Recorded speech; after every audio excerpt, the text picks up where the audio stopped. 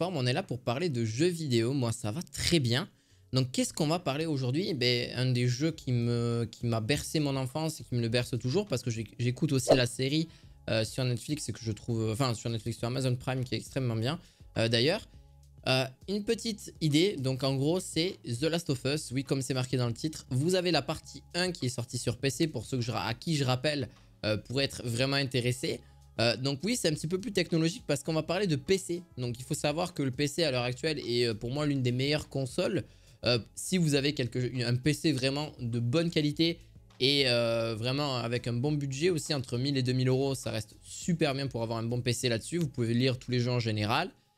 Ça reste un très bon budget. D'ailleurs, je vous mettrai peut-être l'une de mes vidéos où j'ai présenté des PC. D'ailleurs, ça va reprendre aussi dans pas longtemps. De vous représenter des PC fixes ou des PC portables. Ça pourrait peut-être vous intéresser là-dessus. N'hésitez pas à me dire en commentaire. En gros, on a The Last of Us partie 2. Alors, qui va sortir très prochainement. D'ailleurs, parce que sur PC, la partie 1 a été justement... Qui sort d'ailleurs bientôt sur PC. Et qui, justement, partage beaucoup de personnes.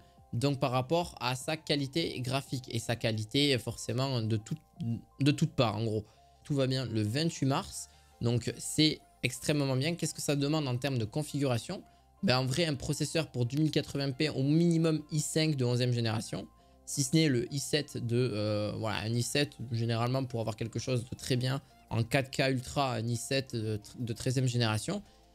Pour du 4K et du 1440p, bon en général du GPU en termes de carte graphique, je vous conseillerais pour du minimal, moyen et maximum, donc en gros du 1080, du 1440p et du 4K Ultra, une RTX 3060, voire si ce n'est pas une RTX 3070 ou une RTX 4080, donc je vous la mettrai aussi en description de vidéo, vous allez voir tous ces produits là, donc un Ryzen 5 5600X minimum pour du 1440p, ça reste un processeur aux alentours de 169 €, aux alentours de celui-ci. Vous avez le i7 13700K qui est à 487 € en général, qui est vraiment un très bon processeur pour vraiment lire du 4K et c'est surtout qu'on arrive à ces normes-là aujourd'hui. Malheureusement, ce qui reste le plus cher, c'est la carte graphique, elle a 4080 qui reste vraiment chère et une bonne RAM aussi là-dessus. Je voulais forcément vous parler du jeu vidéo aussi parce que forcément vous dites oui, il faut les faire tourner avec ces trucs-là, etc. Mais le jeu en lui-même est extrêmement bien. Alors oui, sur PlayStation 5, vous avez la possibilité de l'avoir aussi pour ceux qui ont une PlayStation 5 ou même sur PS4. PS4 Pro, généralement, il tournera beaucoup mieux. Si vous voulez vous refaire la partie 1 ou la partie 2, mais sur PC, il tournera encore mieux avec une qualité graphique et avec les DLSS justement, qui sont sortis tout récemment avec les RTX 4000.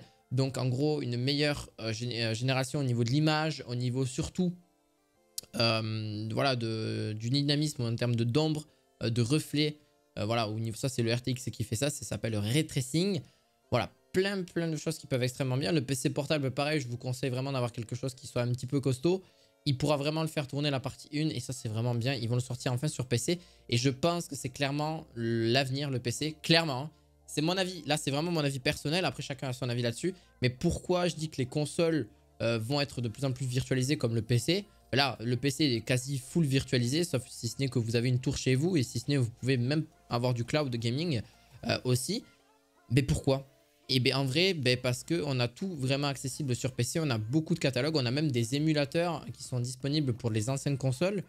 Bien sûr, à utiliser, avoir le jeu d'original si vraiment vous téléchargez des jeux en ligne, d'avoir les jeux originaux chez vous. Parce que ça, sinon, c'est illégal d'avoir des jeux qui sont que vous n'avez pas chez vous. Ça, il faut se le dire aussi. Mais en gros, c'est extrêmement bien. D'ailleurs, en PC portable, je vous le mettrai aussi en description. Je conseillerais soit du MSI, soit du Asus principalement. Ou même du HP, non pas forcément, ou soit du Acer. Pour faire tourner un petit peu ce jeu-là. Mais voilà, ce jeu-là a une histoire juste sensationnelle. Vraiment en termes de cinématique, de scénario. Même de gameplay avec des zombies, si c'est un peu apocalyptique, mais ça ressemblerait à quelque chose qu'on pourrait vivre de nos jours. C'est à cause d'une maladie qui rend forcément des gens à cause de le cordyceps, ils appellent ça, donc un champignon qui leur a implanté dans le cerveau. Et en gros, et pas forcément que dans le cerveau aussi, mais ils deviennent entre guillemets, voilà, ils veulent manger d'autres humains, etc., attaquer d'autres humains en général. Donc là, on retrouve le système du zombie là-dessus.